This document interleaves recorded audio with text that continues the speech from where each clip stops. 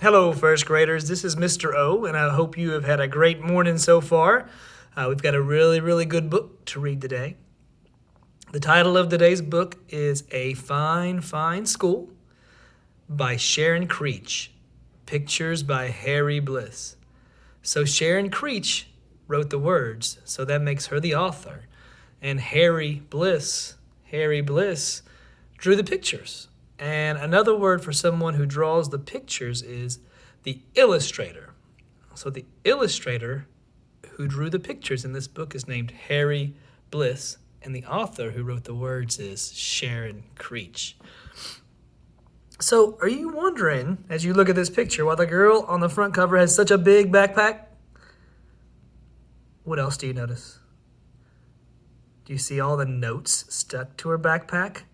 You probably can't see it, but one note says, science test on Christmas. And another note says, midnight quiz, Sunday. How can she have tests on Christmas and then late on a Sunday night? That's pretty interesting, isn't it? So the only way to find out why she has all these notes on her backpack is to read the book.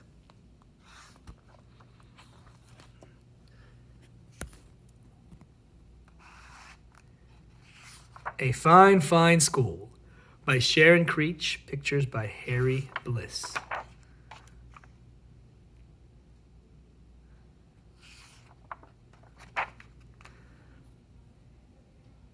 Mr. Keene was a principal who loved his school. Every morning he strolled down the hallway and saw the children in their classes. He saw them learning shapes and colors and numbers and letters. He saw them reading and writing and drawing and painting. He saw them making dinosaurs and forts and pyramids. "Oh," he would say, "aren't these fine children? Aren't these fine teachers? Isn't this a fine, fine school?" Now, look at everything happening in this classroom. There's a lot going on in here. See if you notice anything. These guys down here build a pyramid with glue. These guys up here are making a papier-mâché dinosaur. And this guy down here is drawing Susie. But he put a horn in her head.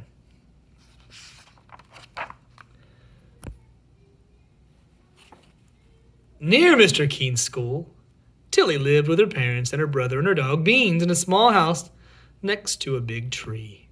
On Mondays and Tuesdays and Wednesdays and Thursdays and Fridays, Tilly went off to school.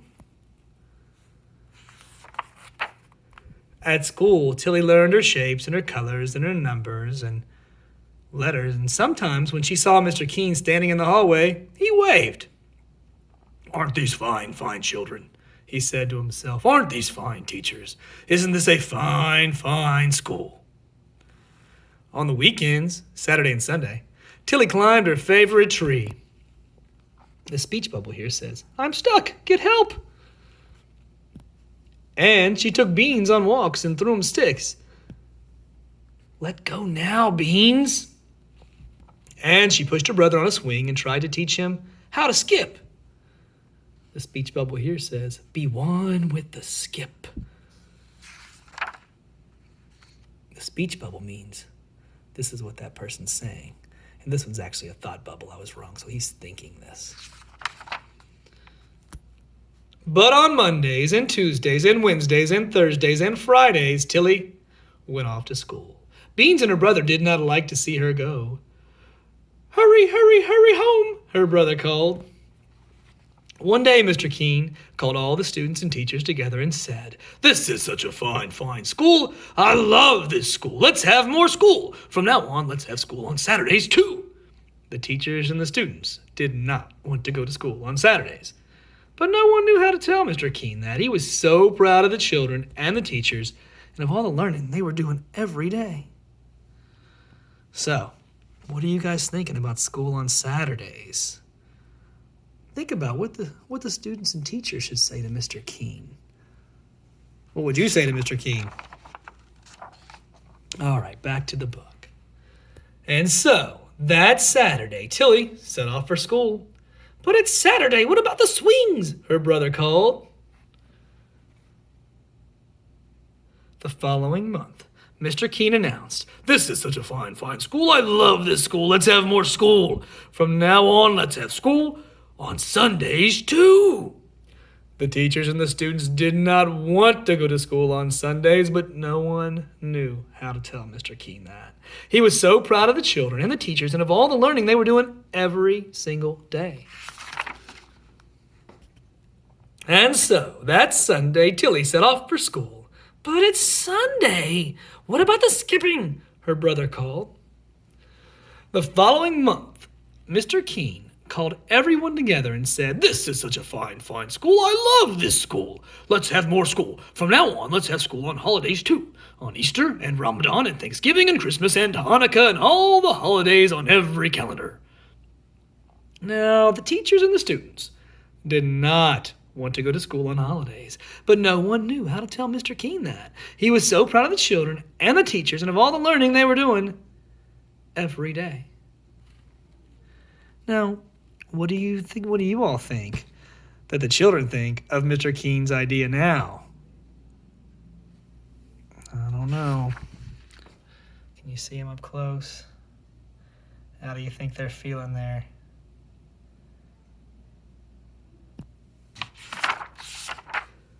And so, on Christmas, Tilly set off for school. "But it's Christmas! What about Christmas?" her brother called. The following month, Mr. Keene called everyone together and said, "This is such a fine, fine school. I love this school. Let's have more school. From now on, let's have school in the summer too. All summer long, every single day."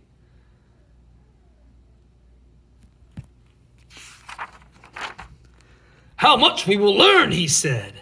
"We can learn everything. We will learn all about numbers and letters and colors and shapes, the Romans and the Egyptians and the Greeks. We will learn about dinosaurs and castles and everything. We will learn everything." The teachers and the students did not want to go to school on Saturdays and Sundays and holidays and all summer long, every single day.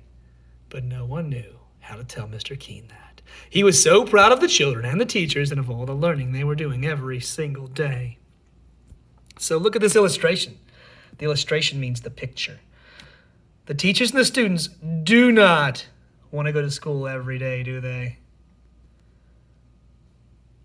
Notice Mr. Keene's face, and then look at all the students' faces. These two back here, they're hugging. That's how upset they are. And so, on the first day of summer, Tilly set off for school. "But it's summer! What about summer?" her brother called. And that day, Tilly went to see Mr. Keene. She stood in his office in front of his desk. "What a fine, fine school this is," Mr. Keene said. "What amazing things everyone is learning." Yes, Tilly said. "We certainly are learning some amazing things." "A fine, fine school," Mr. Keene said. "But," Tilly said, "not everyone is learning."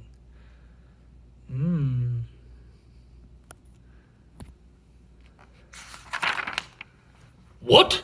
Mr. Keene said. He looked very worried. Who isn't learning? Tell me, and I will see that they learn." My dog Beans hasn't learned how to sit," Tilly said. "And he hasn't learned how to jump over the creek." "Oh," Mr. Keene said. "And my little brother hasn't learned how to swing or skip." "Oh," Mr. Keene said. Oh, there's another speech bubble. "Wrong way, Beans." "And I," she said. "But you go to school," Mr. Keene said. "To our fine, fine school." "True," Tilly said. "But I haven't learned how to climb very high in my tree, and I haven't learned how to sit in my tree for a whole hour." "Oh," Mr. Keene said. That day, Mr. Keene walked up and down the halls, looking at the children and the teachers. Up and down he walked, up and down, up and down. It says June is Science Month. You guys notice that it says June is Science Month? Most people don't go to school in June, do they? All right. The next morning, Mr. Keene called everyone together. The children and the teachers were very worried. Mr. Keene said, "This is a fine, fine school with fine, fine children and fine, fine teachers. But not everyone is learning." The children and the teachers were very, very worried. Mr. Keene said, "There are dogs who need to learn how to sit and how to jump creeks." What did he mean? Was he going to make their dogs come to school too now? See the illustration? It says, "I will not lick my classmates. I will not lick my classmates." "There are little brothers and sisters who need to learn how to swing and how to skip." What did he mean? Was he going to make their younger brothers and sisters come to school too? The children and the teachers were very, very worried. So the children and the teachers are very, very worried. What do you all think at home that Mr. Keene is going to say next? Think about it. "And you, all of you children and teachers, you need to learn how to climb a tree and sit on it for an hour." The speech bubble says, 20 minutes to go. The children and the teachers were very worried. "And so from now on, we will not have school on Saturdays or Sundays or holidays or in the summer."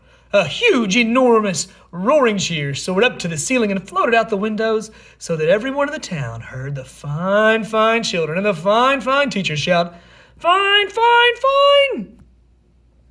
Fine, fine, fine!" So what made Mr. Keene change his mind, do you all think? Think about it for a second. Why did he change his mind from going to school all summer, every weekend, all the holidays? And now how do the students and the teachers, how do they feel now that he's changed back to regular school time? And the fine, fine children and the fine, fine teachers lifted Mr. Keene up, and they carried him down the hallway and out the doors and through the town, up and down, in and out, and everywhere they went, the people said, "What a fine, fine school with such fine, fine teachers, fine, fine children, and a fine, fine principal." Now, I thought that was a pretty good book. I hope you guys liked it too. Well, think about why Tilly didn't like going to school every day. What was she missing at home? Think about that for 5 seconds. So it turns out she was missing being with her family and her brother and her dog. I mean, Beans was very lonely. Just alone time, climbing a tree. So she needed time to herself. Now, think about the main characters in this story. The main characters mean who the story was mainly about. Would you like to have Mr. Keene as a principal? Because Mr. Keene was a main character. Why or why not? Think about, would you like to have him as a principal and why you would or why you wouldn't? Would you like to have him as a friend? Maybe you'd like to have Tilly as a friend. Tilly had a lot of good qualities. If you noticed at the end of the book, she's the one who changed everything that was happening in the school. She was brave enough to go speak to Mr. Keene and tell her what everybody else was actually thinking. So what do you think is funny in this story? I really enjoyed the parts where Beans was trying to push Tilly in the swing.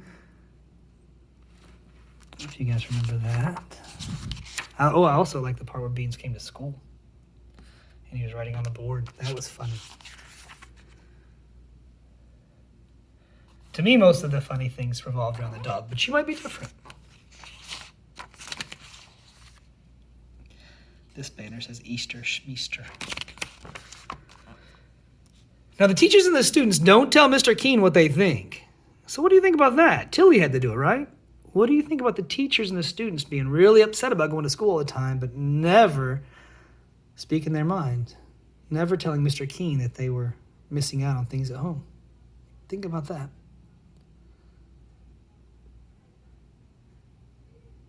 Did you guys like the ending? I thought the ending was interesting. Mr. Keene, I don't think, was a bad guy at all, not a bad principal.